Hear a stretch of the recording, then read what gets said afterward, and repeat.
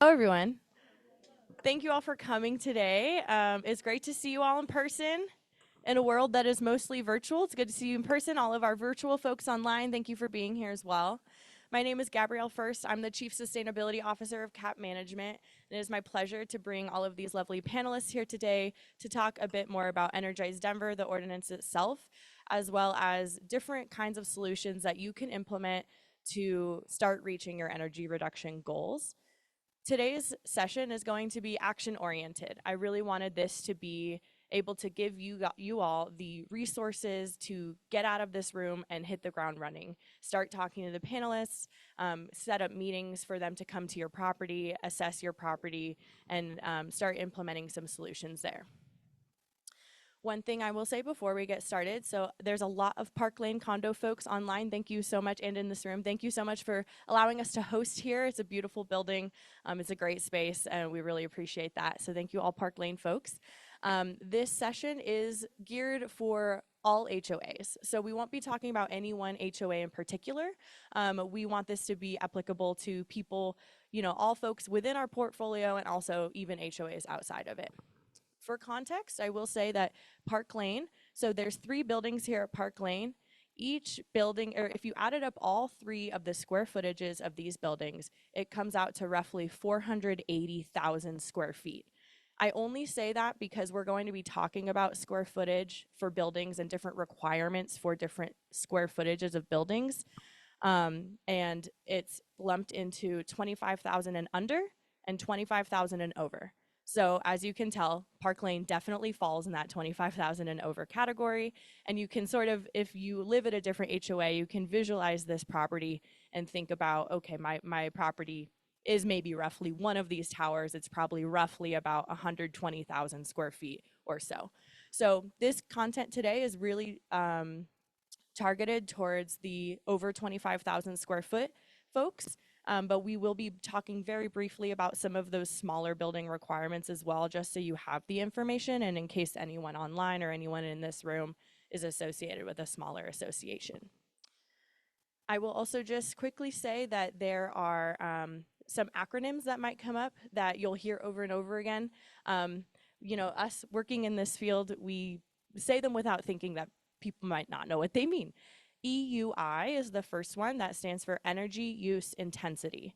That is the metric with which Energize Denver measures your energy performance. So that takes the energy that your building uses, whether it's natural gas or steam or electricity, and divides it by the square foot. So it makes it how much energy you use per square footage of your building. And that's what the city uses to measure all of the buildings across the city against one another. Another one is an ASHRAE level 2 audit. ASHRAE, we were just talking about this, is a very long acronym and it's not important. Basically, it's just a fancy audit that you can get for your building, and it's sometimes abbreviated AL2, ASHRAE level 2. Blaine will be talking more about those, but those are the 2 big acronyms you might want to just keep in your mind and pay attention to. We want to make this accessible for everyone. So without further ado, we're going to have our first panelist speak. His name is Derek Valenti. He's online. He is with Energize Denver. He's with the Climate Action, Sustainability, and Resiliency Office. So he's going to talk more about the ordinance itself and the different requirements for different square footages of buildings. And I also just briefly want to say before Derek gets started, this, like I said, this session is action oriented. Unfortunately, this is not going to be the platform to talk about why did Energize Denver get passed? Why is this happening to us? Why are they targeting homeowners? This is not that time. If you have questions and you want to have that kind of conversation, we have a bunch of flyers that has contact information for Derek and for his department all here, so you can reach out to them and talk to them a little bit more outside of this meeting. But without further ado, go ahead, Derek, you can take it away. Awesome. Can you all hear me okay too? Just give me a thumbs Hold on up. 1 second. Talk Yes. again, Derek. Can you all hear me? Keep going. Just Can you hear me now? Yes. Good. Cool. Sweet. Well, thank you, Gabrielle, and thank you for setting this up. Really appreciate you all taking the time to meet with us, see our presentations, and just kind of do everything we can to make sure you all hit your Energize Denver goals. So as Gabrielle kind of touched on, I'm going to do a very quick overview of the Energize Denver ordinance itself. I always joke, we have about 10 minutes to go over what's normally a 3-hour presentation. So with that, let's get started. We can go to the next slide. So this is, we got, Gabrielle, do you want to do the intro overview, or do we just want to cruise to the Energize Denver slides itself? We can go next slide. So this is what I'm going to be reviewing today. Quick Energize Denver overview, performance requirements themselves. We're going to touch a little bit on flexibility and compliance, but some other people are going to go a little more in depth with that, and then touch on the real fun stuff and the penalties and some technical assistance. Next slide. So the ordinance itself is divided up into 3 major sections. The first, which we aren't really going to go over in much detail today, is the electrification portion. That's built in code actually. So in 2025, you're going to see some major changes there. But the 2 major sections I'm going to touch on first is benchmarking. So that's been happening since 2016, and that's applicable for buildings 25,000 square feet and above. If you're here today, it's most likely means your buildings have been benchmarking and are in compliance for that. The second aspect is our performance aspect, and we have 2 different programs for that. First is that 5 to just under 25,000 square feet. It's a prescriptive requirement, and then we have the larger portion, which we're really going to spend a lot of time on today, is the 25,000 square feet and above program. The Energize Denver ordinance itself has a goal to reduce emissions from buildings by 80% by 2040. We can go to the next slide. So buildings 5 to 25,000 square feet has a pretty straightforward program. It's a prescriptive requirement where once a building hits the requirement, they submit their information once, and then they're basically off the city's list and in compliance. And so there's 2 major ways for them to hit compliance with that. The first is a 90% of the building's lighting load is LED or equivalent, or the building has 20% of the building's annual site energy usage is attributed to solar, whether that's on-site or off-site. And then this chart over here on the right side, we have different compliance deadlines based on different sizes of those buildings. The larger buildings have to hit compliance first, down to the 5 to 10,000 square foot buildings need to be in compliance by the end of 2027. Next slide. We do have some alternate compliance options for this program. Again, the program is 5 to just under 25,000 square feet, focused specifically for condominiums themselves. So the requirement is 100% of common space lighting load is LED. There's occupancy sensors installed in all common space lighting, and 10% of annual site electricity use for common space is provided by renewable energy. So that's a different alternate compliance for those ACOs. That 100%, I believe, is a separate compliance pathway for them. The other one is a 15% energy use reduction. So if a building's already done energy efficiency upgrades in the past few years, we could look at that and you could automatically hit compliance for this program. Again, this program is 5 to just under 25,000 square feet. Next.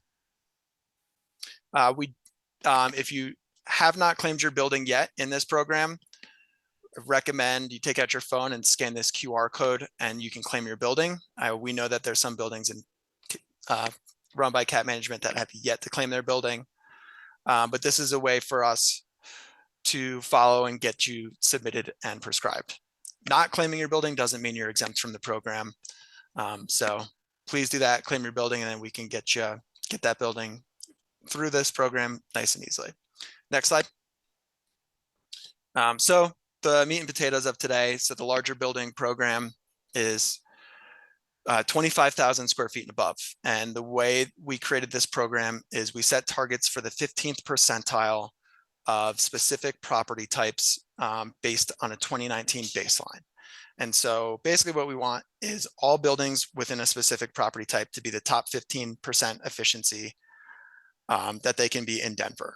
And then if their building has mixed use, so if you have a fitness center or you have a restaurant on the first floor, we can do a mixed use percentage of that total building space to get a proper EUI, energy use intensity. So that's the total building energy use divided by the square footage of the building. That proper EUI score based on everything there. For the purposes of today, multifamily housing is our condominium number. So the majority of you probably have a targeted energy use intensity of 44.2. We have 70 plus buildings, different property types with set EUIs, 3,100 total buildings in the city that have to hit these performance standards. Next slide. So this is a quick snapshot on how we created our targets. So we used 2019 as our first baseline year, mostly because benchmarking started on the calendar year 2016. We wanted to give building owners time to figure out how to properly benchmark. And then we wanted to use the year we think is the best reflection of normal energy usage. So 2020 and 2021, pretty anomalous years for us. So 2019 was our first baseline. And then we used that 2030 EUI target. So purposes of today, multifamily condominiums is that 44.2. And we drew a straight line from your 2019 baseline to your 2030 target. And we created 2 interim goals because our goal with the program wasn't to wait until 2029 to do all these efficiency upgrades and hit it. We want to see gradual progress towards your goal. And so we have that straight line. So each building has its own unique interim targets before they hit that fairly uniform 2030 EUI we set. Next slide. So not going to go super in detail on all these. I'm going to stick with the top row because a couple more people are also going to present on the flexibility and compliance aspects, but we understand that condominiums and multifamily buildings aren't all created the same. There's differences in characteristics. And so we created additional adjustments to account for that. So that first is a potential target adjustment, something like a swimming pool or a parking garage. You can get additional credit. So that 2030 EUI right now is basically a worst case scenario. And so what you do is you have an opportunity to try to close that gap and see how we can increase that 2030 EUI there. Next is if you're looking to electrify the building, we give a 10% increase to your 2030 EUI. If you or any of your residents are purchasing renewables, you can get credit for that. And the amount of renewables you have purchased or used or attributed to the building is a direct subtraction from your total building's energy use. After that, we have a potential timeline adjustment. So if you think 2025 is too soon for your building and you're not going to hit that first target, you can get a timeline adjustment and we can look as you plan for specific upgrades to your buildings. And then last is some specialized alternative compliance options as well. If you're a historical building or if you're planning for doing some major renovations or something like that, we'll take certain things into considerations with that. That top box, all these options are voluntary from the simplest form. If your building's already super efficient and you already have that 2030 EUI hit, you're in great shape. Just keep benchmarking, keep that building as efficient as possible, and you don't have to worry about us, and we'll do everything we can to stay out of your hair too. Next slide. Penalties. So this is the big scary number for us and for most people is our goal is to not charge buildings. We want everybody to become as efficient as possible and we don't collect a single penny. But we also wanted to create an incentive for people to hit this compliance. And so what we did is we wanted to make the cost of being out of compliance about similar to if you just took this money and invested it in your building would have hit compliance. And so that equation at the bottom, so the actual KBTU used, so the energy use of your building subtracted by the amount what your target KBTU usage should be, gives us our KBTU not achieved. And then we multiply that difference. So the difference you are from your target by 30 cents. And what that gives us is the penalty amount that's going to be assessed for your building on those 2 interim target years and 2030 and beyond. Those penalties are looked at from that 12-month performance period. So that's January 1st, 2025 through December 31st, 2025, which that submission is due by June 1st of 2026. So after June 1st of 2026 is when the city will be assessing penalties for buildings that are not in compliance. But our goal, again, we have these target adjustments, timeline adjustments. We want you to take a nice look at your building and figure out what the best pathway is for you to hit these compliance numbers, so we don't have to worry about assessing any penalties for anyone. Next slide. I think this is my last slide. Next, we have our call center. We can give some free technical assistance. So condominiums have potential to qualify for a little bit additional aid depending on the tenants and everything within the building. And so we have what we call an equity priority building application. There should be a pamphlet there with a QR code where you can do that. And depending on where your building lies, we have 3 different tiers of service that you might be able to get. First one is just a benchmarking revision. Second is of what we call a virtual audit of your building. And then third might be actually some financial investment where we can help pay for audits for your building yourself. Next slide. And then last is if you have any questions, we have a call center that you can always use. And then we have 2 different email addresses that you can reach out to with any questions. If you're having any, and they should get back to you within 24 hours of either calling or emailing. So thank you all again. Look forward to the rest of the presenters here too. Thank you, Derek. So as he mentioned, there are 4 separate flyers up here regarding Energize Denver. There's one sheet on the small building compliance, one sheet on over 25,000 compliance, one on equity priority buildings, and then one on all the rebates that the city has available right now for electric equipment and upgrades to your building and whatnot. I'm also going to be passing around these sign-up sheets for if you want more information on any single one of these panelists, put your name on here and I'll be making introductions after the fact. And for the folks online, I'll drop links in the chat so that you can sign up virtually on a survey online. But I really want to make sure that you all get connected with the people you feel you need to be connected with to start working on this stuff. So I'll pass this around, and there will be a separate sheet for each panelist. So this is just for Energize Denver. The logo is at the top, and I'll start passing that around now. And I really want to just hammer home the point that what he said is the city really is working with folks to, if you're making a good faith effort, if you're reaching out to the city, if the city knows that your building is taking action in some way, with any of these panelists, any of these actions would be good to go. They will work with you.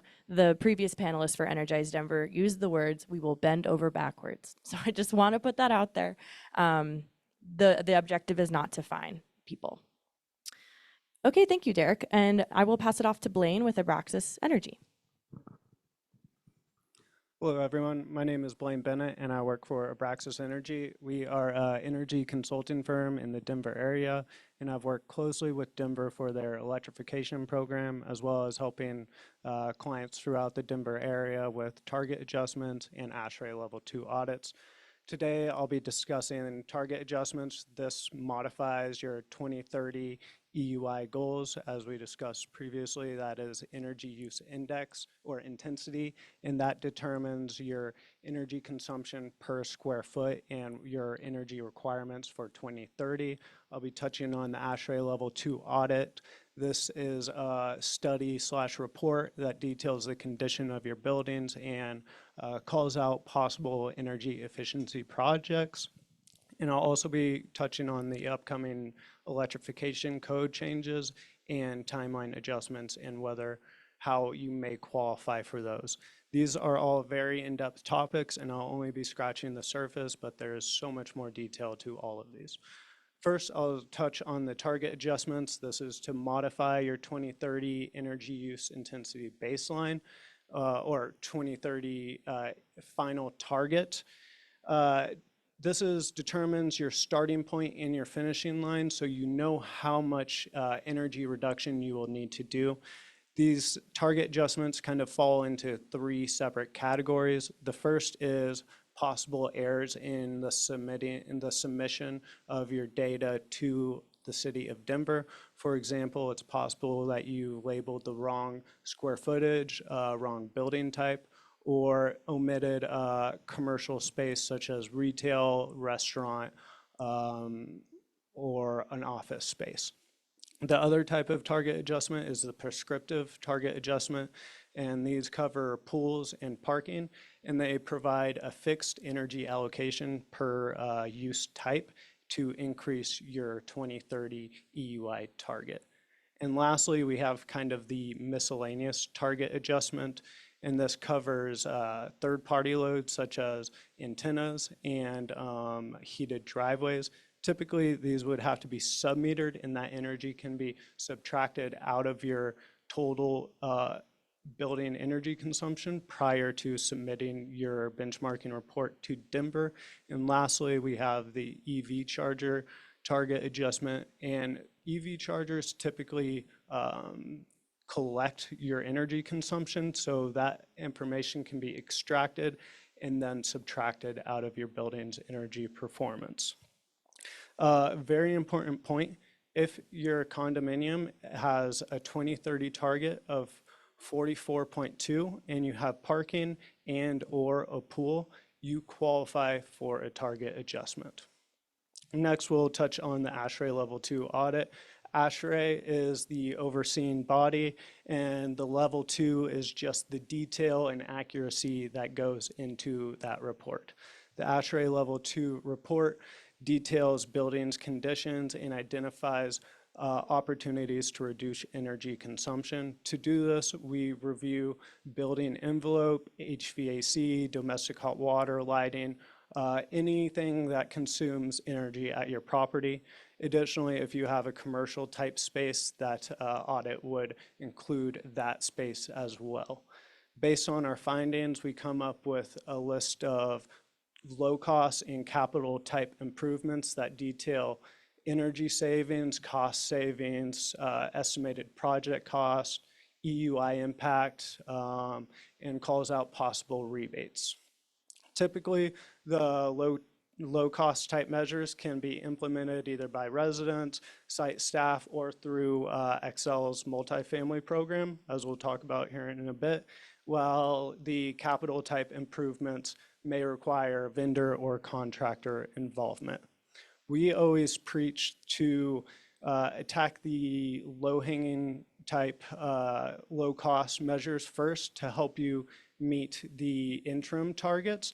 However, it's likely that these low-hanging fruit type measures will not get you to that 2030 EUI target, and between that time of the interim target, that will help you financially prepare for a larger type of energy efficiency project to meet that 2030 target. Depending on your buildings, sometimes certain buildings may not have the structure or bones to meet that 2030 target, and if that's the case, there are other opportunities out there like electrification, purchasing off-site solar, or installing on-site solar. Next, we'll touch on the electrification requirements. Denver has upcoming code requirements that require replacement of certain natural gas type equipment when deemed feasible.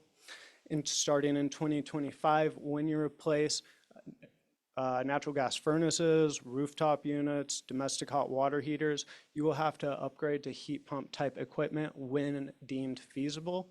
And then starting in 2027, this expands to natural gas boilers that are used for space heating and domestic hot water heating.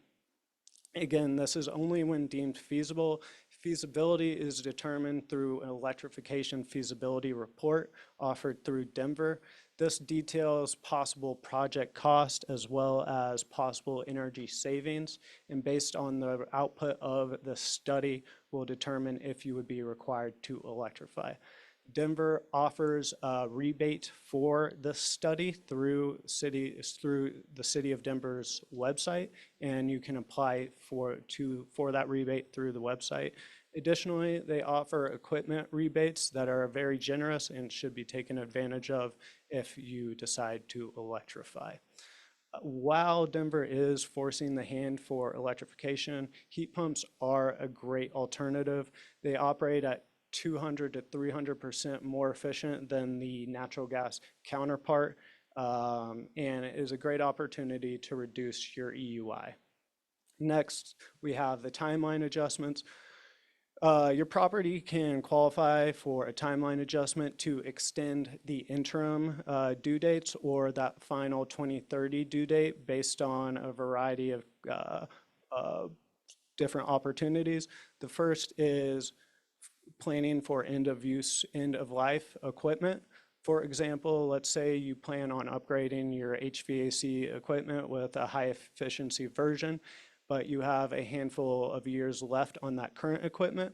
You can push that interim or final date till the expiration of that effective useful life, as long as you can show how that new piece of equipment will impact your EUI and help you maintain compliance with Denver.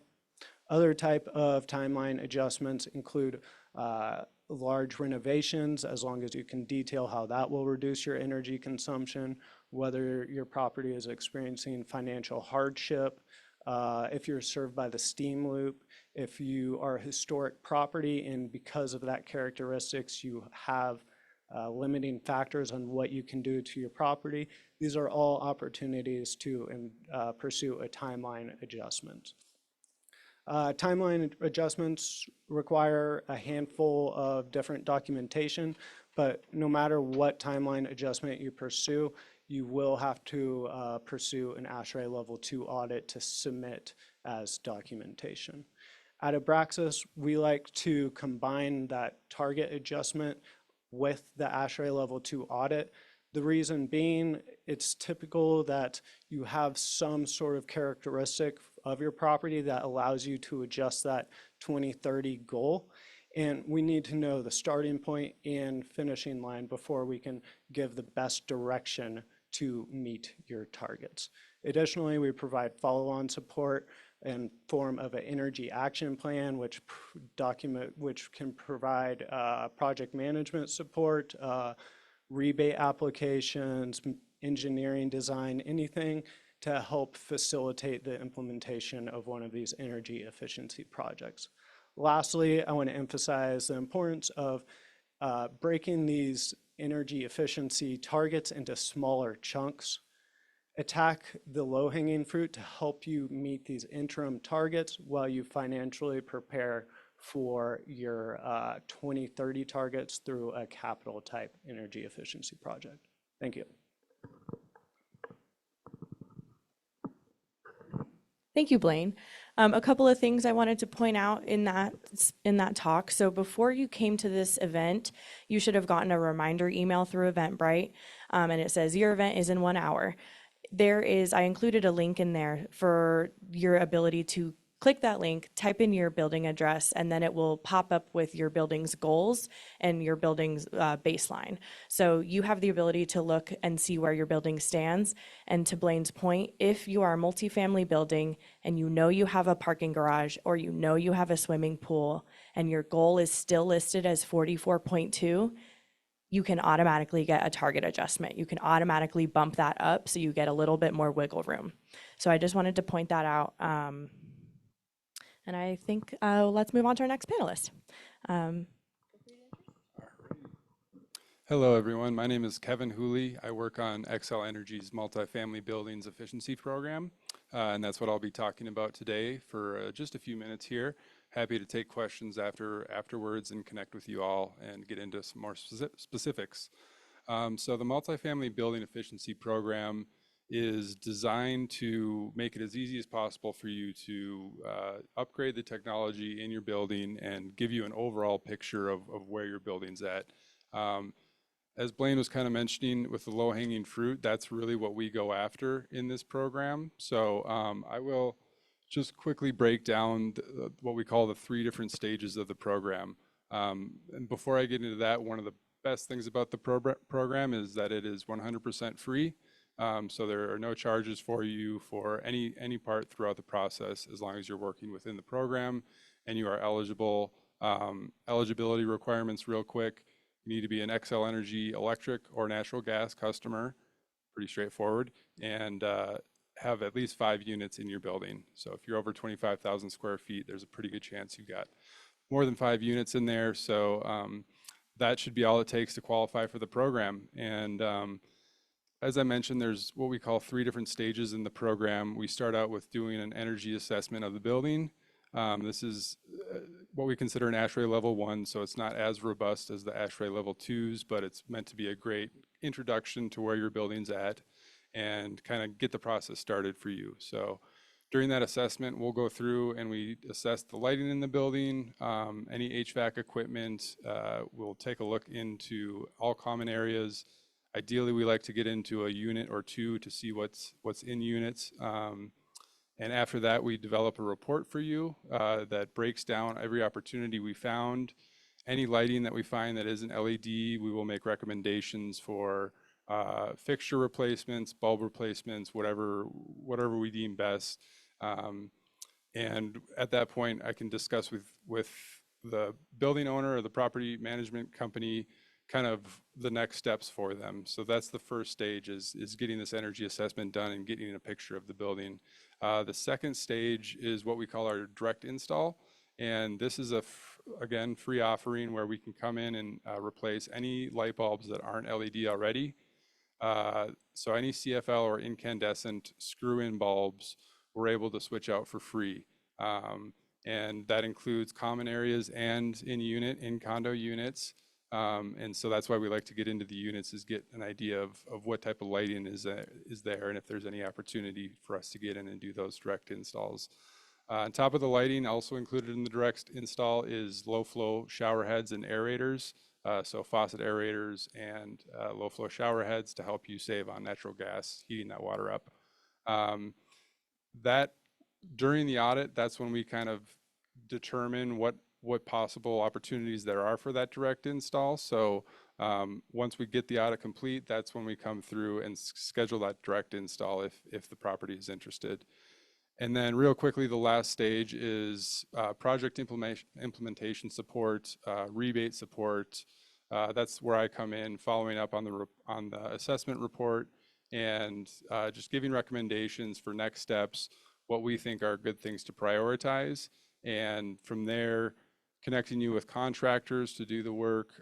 Like I said, rebate support through Xcel Energy. Xcel Energy currently has rebates for LED lighting, HVAC equipment, high efficiency pumps, motors, and drives, as well as heat pumps. So you can stack those rebates on top of the City of Denver rebates, and we can walk you through all that step after we've gone through and done the assessment. So that's basically the gist of the program. As I mentioned, it's all 100% free, and it's really meant to be a great entry point for people if they don't know where to start, they don't know where their building's at. It's a great way to just kind of get acquainted and get the process started. And we really, with that direct install, are attacking that low-hanging fruit, trying to get you guys in compliance with that first target. And I think that's all I have for right now. Thank you. I'm passing around a clipboard right now so you can sign up for interest in the Xcel program. Again, it's like the perfect low-hanging fruit option for folks that want to just get started. Xcel will even schedule multiple days. You know, if only 40 of your building owners indicate interest, they'll come and do those 40 and do the direct install, but they'll even schedule subsequent days for those folks that maybe they missed. So they're really willing to work with everyone in here. So, and we even have applications for that program physically printed out here in person. So feel free to come talk to Kevin after the panel, and you can fill out an application even just while you're here. All right, our next speaker is online. His name is Josh, and he'll be talking about the opportunity for on-site solar installation, so rooftop solar. And Josh, can you maybe talk so we can make sure that we can hear you in the room? Yes, quick mic check. Give me a thumbs up. Good. You're good. Awesome. I'm actually really sad. I wanted to come out in person today. So Gabrielle, again, I'm sorry.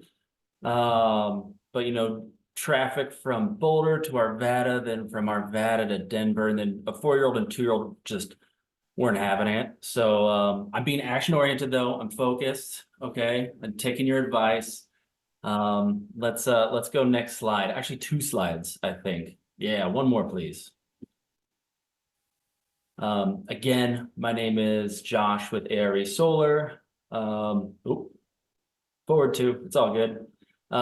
We are a locally owned and operated installer, have been around since 2009. Our biggest claim to fame is safety. That's our top priority and quality. I guess we kind of already talked a little bit about the low hanging fruit. We're a little bit more on the opposite end of the spectrum.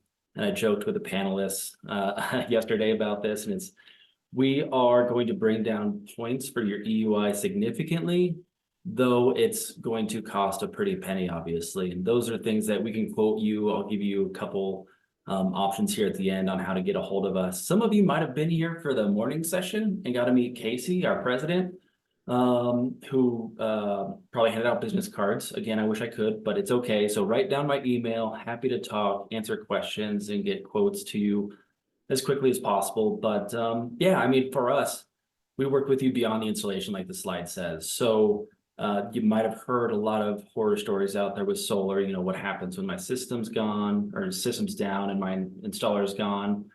We really focus on the back end of a deal, of a project, because these things are on your roof for several decades, and we want to make sure they stay that way and operate. So we have a lot of maintenance packages, like maintenance crew that handles these sorts of things just to make sure everything's staying top notch. So we're not just here to come out, install, get you qualified for Energize Denver.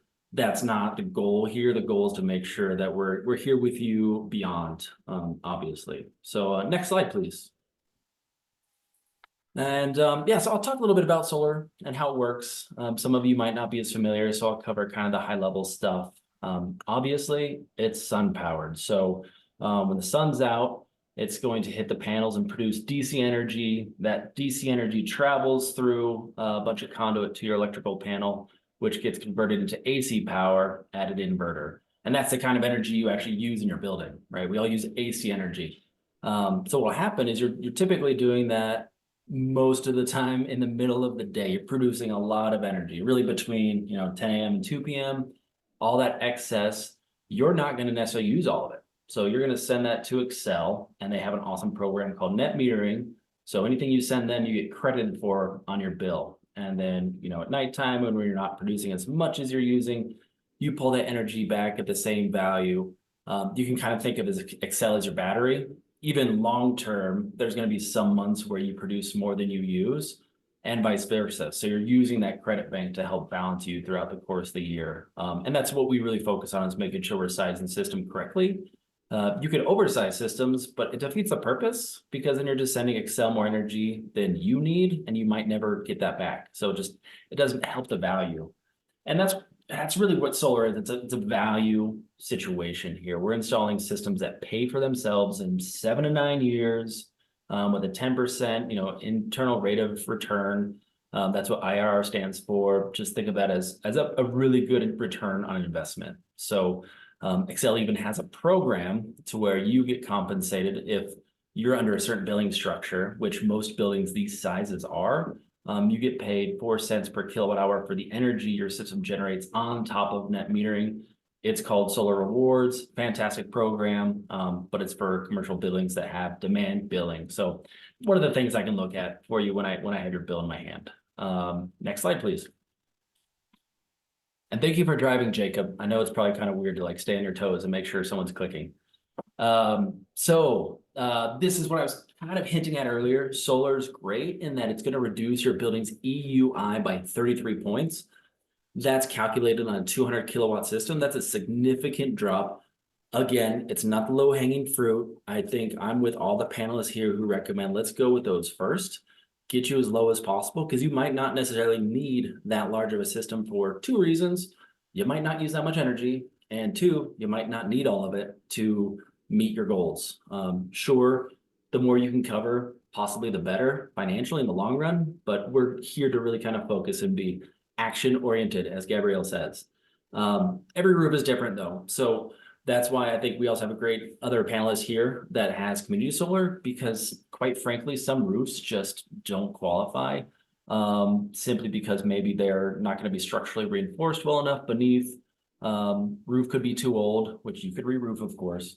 Or, you know, there might be too many obstructions on the roof that limits the size of the system. So that's a good segue to my next slide, please. Let me look at it. That's all I ask. So preliminarily, all we need is an address to give you an idea on if you're a good candidate or not, because that's going to show me from a satellite's point of view, are there lots of HVAC units in the way? Are there other obstructions? We can have a conversation about the roof type and things like that. That's really all we need to at least kind of get the conversation started. From there, if it looks like it's a good fit, then your last 12 months of utility bills are going to be crucial to tell me how much energy you use. And since it's all publicly available, I can look up your EUI score and see how much we can drop based on the size system that we have. And Gabrielle's been fantastic about having that conversation with me in HOAs. So definitely lean on her and me to make sure we get that in front of you. But aside from your utility bills, site visits are really helpful for us to come out and look at your roof in person, look at your electrical panel and see the pathways between the two.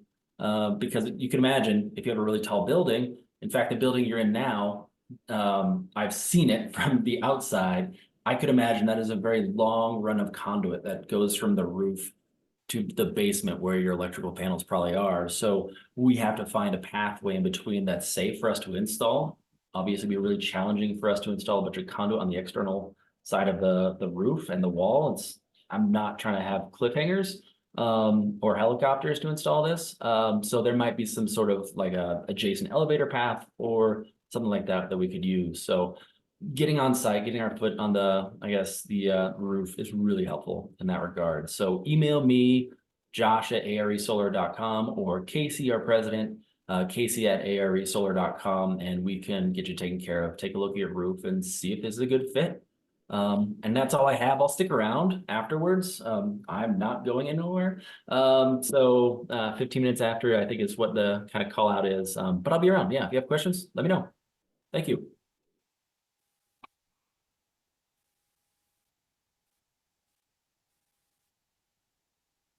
Okay, thank you, Josh. Yeah, as he mentioned, I've worked with him on a handful of our properties just to get them assessed.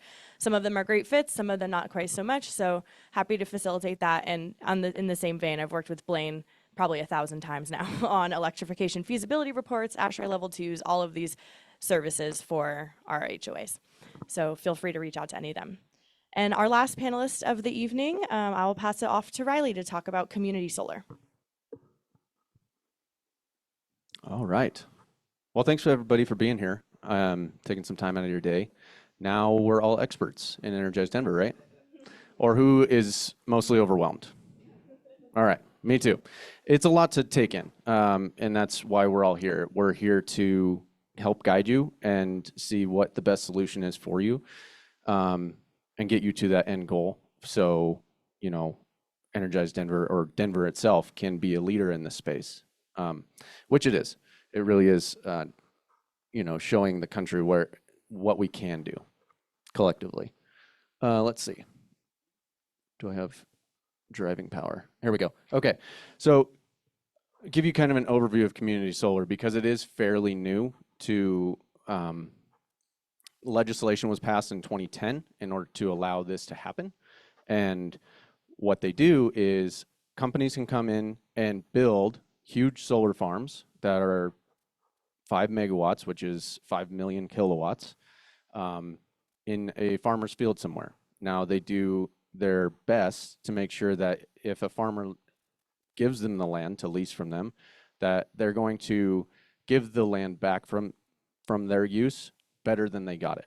So they plant bee pollinating plants, native plants, anything that's going to help the land underneath thrive afterwards, right? And these systems are 20-year systems, so they're going to put them somewhere and then they're going to move them in 20 years to continue the process.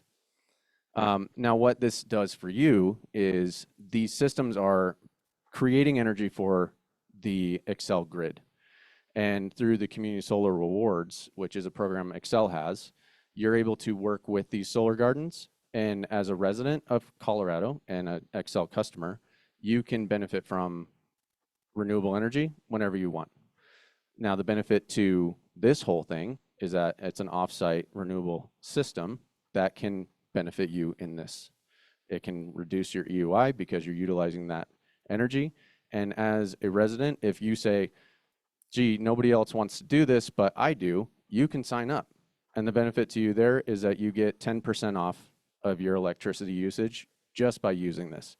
And it sounds too good to be true, but you simply are connecting your Xcel account to the community solar garden to benefit from that, and you get that discount in lieu of that. Okay, so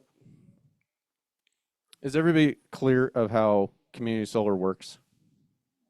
Big solar field out in the middle of, do you have a question?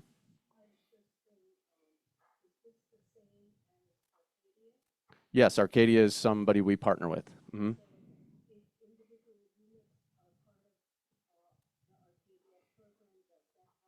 Absolutely. Yes. Any subscription that you guys already have or could have soon will apply to this. It's just a matter of getting that information to submit to Energize Denver for that reason.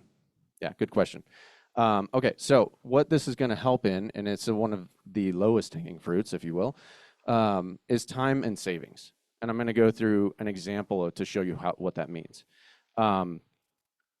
We'd never want to say that community solar is the end-all be-all because it is limited in the availability. Gardens have to be built, and they don't turn on until a certain date. For instance, commercial meters on the Xcel system, we don't have a lot of capacity for. So if you want to put all of your common area meters onto a community solar garden, that might not happen until 2025, 2026, which isn't going to benefit you immediately. But if all the residents in the building want to go onto a garden that we have plenty of, then that could benefit you immediately, and I'll show you why. So this is the building performance forecasting calculator. Anybody has access to this. You can go in and play around with it. It's actually quite fun if you're into numbers.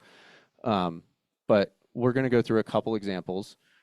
This one here, you'll see this is a building that's 86,000 square feet. It was built in 1931, so it is the most efficient building in Denver. And its baseline EUI, which is the energy use index, is 66.5, and their goal is 44.2. Now, I don't know if this building has had a level 2 audit in order to adjust that, but this is where they're at currently. You can see the compliance periods on the left, which is 25, 27, and 2030, and the potential fines. Now, going into the fines, what Energize Denver does not want to do is fine you. But if there was nothing associated with this, would anybody do anything? I don't think so, because you have to have some sort of incentive to push these types of initiatives forward. And that's why we're all here. We're here to help avoid this. And they're pretty significant, if you can see, for different buildings. So if this particular building in 2024 put all 46 residents onto a community solar garden, they would have about 257,000 kilowatts associated with that building.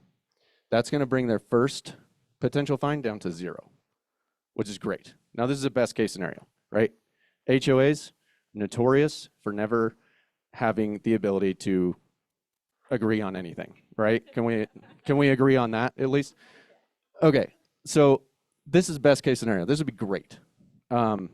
And it doesn't cost you anything. That's the best part, is like if everybody understood that this doesn't cost you to be a part of, you just have an additional way to pay for your electricity. I think if that point gets across, it could benefit everybody. Now, if by 2025 we have, whoops, I didn't want that one. Oh no, I think I lost my slide. Anyway, by 2025, if we could get the common area maintenance, which was about 449,000 kilowatts for this particular building, that would bring the next 27 and 2030 fines down to 0 as well. So community solar does have the opportunity, it affords the opportunity to comply completely if the right scenario exists. Now, availability of the community solar garden has to be there, and everybody has to kind of agree to jump into this, right? And again, a free product, why not, right? And if you benefit from it, cool. Okay, so it's just kind of a great example there in a best case scenario example. Now, who here is a resident of this facility?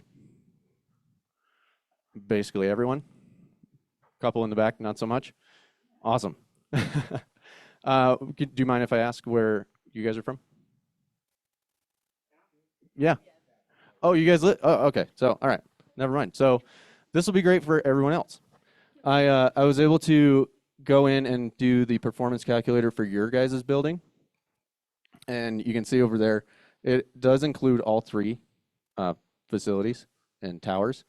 And your EUI score for your final target is actually 54.1, because you guys have done a great job getting ahead of the game and doing your due diligence and getting your ASHRAE level 2 audits done and showing that you have a pool and parking garage and all this kind of stuff. So it has adjusted you guys to where you want to be. However, that does not mean that you aren't out of the woods. Okay? Your potential fines without doing anything, even with the work you've already done, is still $253,000, but that's 3 buildings. So that's a lot of building area to cover. Now, if out of the 360 units in these 3 buildings, if 30 or about 40 units per building were to choose to go into a community solar garden, and that all added up to 600,000 kilowatts total, you guys would limit your potential fines to 0. So you can see that there are options to get you guys where you want to be and avoid these fines with creativity and help from all of these different ways. So we're here to help you. We're here to guide you through this type of stuff to get you where you want to go and to not have your HOA dues go up and stay here where I'm sure you want them to be, because nobody likes the HOA dues going up. All right, so this doesn't necessarily apply to here, but if anybody on the internet, it does apply to. I did steal this little graph from Energize Denver, and it's for the 5,000 to 25,000 square foot buildings. They do have a little bit of a different way that offsite energy is associated with and utilized in that way. So the penalty for them is $1.60 per square foot, and it's not. And for multifamily buildings, you either have to have 100% of the common area totally LED, so that the whole load is on LED, and you're able to pay for that. Great, that's a great option. Otherwise, utilizing offsite renewable for 100% of that usage can also be used. Now, with Tom saying from Energize Denver, they're willing to bend over backwards. What we spoke about earlier today is that if we don't have commercial availability for the common area meter, the residents in those buildings could sign up, and if it equaled or was surpassing the 100% that's needed, we can also do that. So the creativity is there in order for people to get through this, right? We're here for you guys. So just to kind of finish up and reiterate some stuff, community solar is a 0 cost to you. It in fact gives you a 10% discount. So everybody's gonna get a 10% discount on their electricity usage. That may not be a lot for you, a couple dollars here and there, but you are benefiting the community as a whole. No rooftop required, which is great. The rooftops here, probably not great for solar systems. Let's just be honest. Other rooftops are going to be perfect for that, and that's going to be a good direction for them to go. But again, everybody's here to work together to find the best solution for you guys. And then you don't change. Xcel never changes. They're going to continue giving you your power. They're just getting this community solar power, this renewable energy, fed into the system, just as if your rooftop system was feeding energy into the system. You're just benefiting in a different way. And then obviously a positive impact to your community, which is always a nice thing. But again, every building is unique. We all have to make sure that, you know, outside of this room, since everybody lives here on the internet, on the online, you have to do your due diligence, get your ASHRAE level 2 audit, make sure that you are looking for the best compliance option.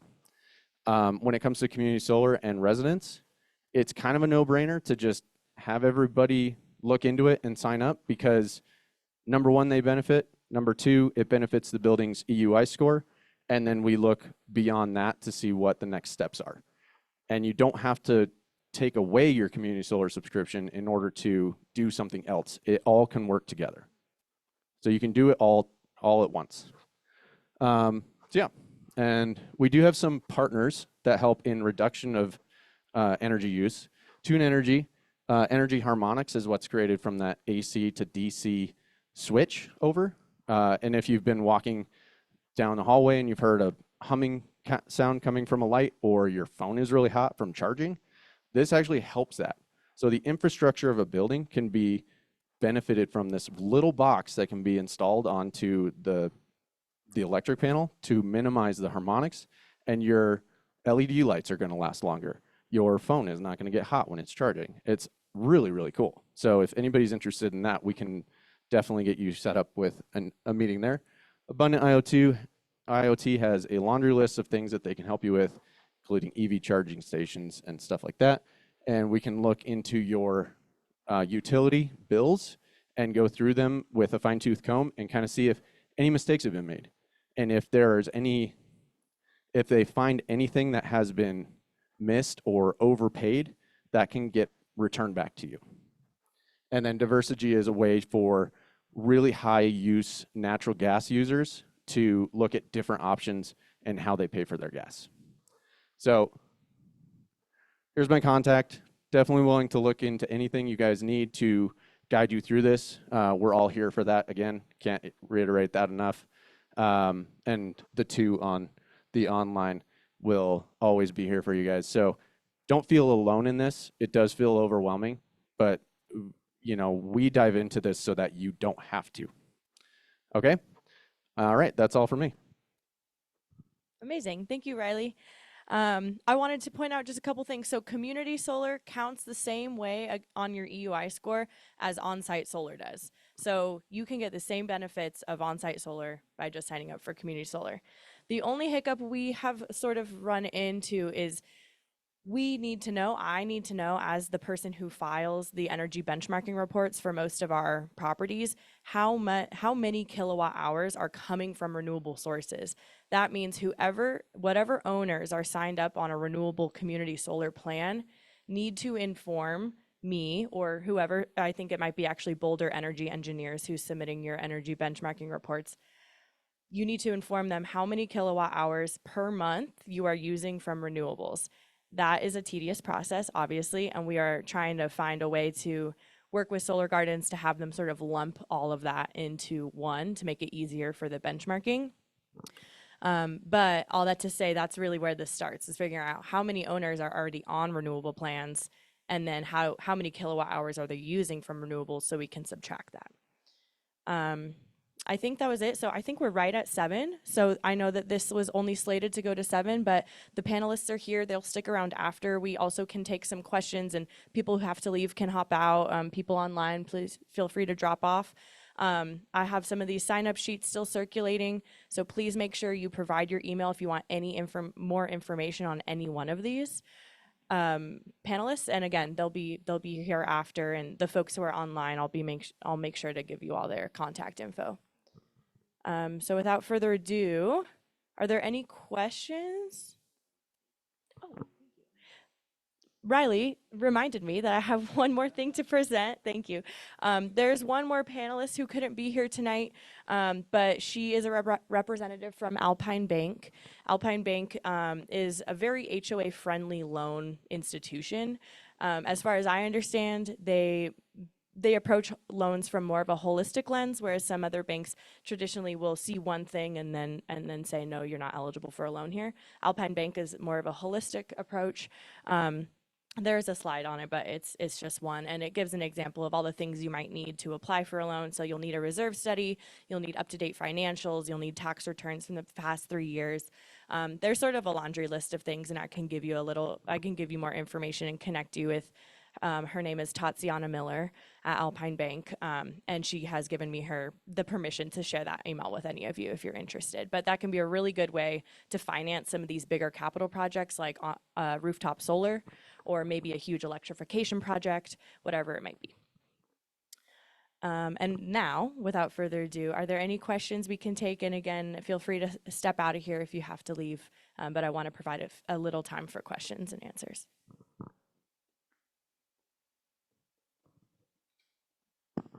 This is a very basic question. I have never used LED bulbs. Do you just put them in the regular sockets that you have, or you don't need any special wiring or anything? Yeah, that's correct. So it does depend on the type of fixture. So for instance, like 4-foot fluorescent tubes, there's different applications that you can do for LED lighting with that.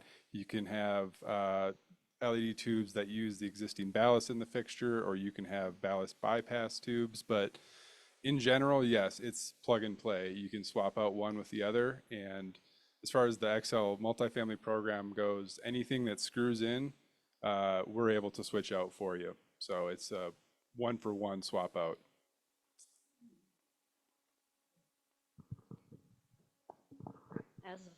As a follow-up on Marilyn's question, we have loads of CFL bulbs, which when CFLs were touted as energy saving, we stocked up on them.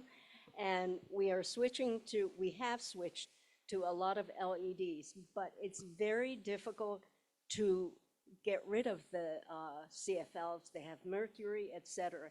Can Xcel develop some sort of program where they come and collect CFLs and incandescent for property owners? Yeah, absolutely. That's a really good question. And as part of the direct install program, we do remove all old lighting and take it with us. If you have a stockpile that you're not going to need anymore, we can absolutely take those and we can recycle them properly for you to make sure that I don't know how much room I have in my car, but I can try. I can take a box. I don't mind. Yeah, absolutely. What is the direct install program? In other words, do I just take all my old bulbs out and go buy LEDs and recycle the old bulbs? No, sorry, I didn't quite get into that level of detail with it, but we have our own team that will come through. So basically what we would do is we would send you a link for a sign up where you sign up for a date that we will have our technicians come in, go unit by unit, and they do all the install for you. So they'll bring in the bulbs, they'll swap them out for you, they'll remove the old bulbs, and so we're usually in and out of a unit in 5 minutes. Is it good for an individual unit to just set this up, or should we try to get the park lane to set up some sort of schedule? Yeah. So we would typically do it at the property level. And with that, so we would send a notification letter that the property would send out to all residents. And in that notification letter, it's basically an opt-in scenario. So if anyone who's interested can click the link, let us know what date. For a building of this size, we would probably, plan on being here for a week for the first run, get everyone that we can in that first week. A couple weeks later, all your other residents that didn't take advantage of it, they realize what they missed out on, and then we can come back and do them as well. So we don't have any problems coming back and working around schedules of people that'll work for that. And we do all the work for you, so you don't have to go out and purchase bulbs or anything like that. Absolutely. And I will say there was a lot of interest from Park Lane folks at the earlier session as well. So that can be one of the first steps we take as a result of this, from this session. Well, do we need to talk to the board, or do you? Yeah. Yeah. We'll put the wheels in motion. We'll talk to Deshauna. We'll start the process. Yeah. That would be a great first program. I agree. And then I gave you the microphone behind. Yeah, thank you. I want to know if Xcel wind power source is one of the renewable sources for your purposes. Yes. Yeah, any renewable source. If you're already on the wind source plan, that can count on for your EUI. Yes. If you want to continue paying for it. Are there any light bulbs that you can't replace? Yes, so anything that has a screw-in base we can do, and there's select pin-based bulbs that we can do. So the pin-based are, 2 or 4 pins that you usually push in and switch and just do a half Like twist. track lighting? Track lighting, MR16s, we do have those as well, so we could do those Great. for you. Terrific. Yep. Thank you. Are you only changing out one particular wattage? What's the wattage of all the bulbs that you're switching in? The new LED wattage, Yes. or so we have a 9-watt LED that we use. It depends on the bulb type that we have, but anywhere from 4.5 watts for a globe type bulb. MR16s are 5.5 watts. A19s, your typical screw-in that you see in a lot of lamps and things like that. That would be a 9-watt bulb. And one other thing, real quick, for condos, we can do both hardwired fixtures and freestanding lamps. So any lamps you have in your unit, we can also do those for you. We have a couple of lamps in our bedroom that are from IKEA. And they have those, is that what you're calling it? Their screw-in is different than here in the US. And they're these little thin screw-in. Okay, so typically that's why we like to do the assessment first and get in and get eyes on that type of thing, because we have around 12 different bulb types that we can offer as part of the program. There's a lot more than 12 different bulb types out there, unfortunately. So we like to get our eyes on things first. But what we'll do when we're doing the direct install, we'll bring every bulb that we have on site, and we'll comb through each unit and look at every bulb. And if we've got a bulb to replace it with, we'll swap it out for you. What do you call these bulbs that are supposed to be light? They advertise it for light the sun, and there's 4 of them, and you fit them in there. 4 pieces. I'm stumped on that one. I'm sorry. Yeah. Let me talk with you after about that. We can try to figure that out, but I'm a little lost at the moment. Sorry. All right. It looks like maybe there's no more questions in the room. Are there any questions online? I don't see any. Like I said, thank you all so much for coming. The panelists are going to stick around. The panelists who are online, there are business cards you can grab. There are flyers you can grab for Energize Denver information. So please feel free to talk their ears off. That's why they're here. Thank you all.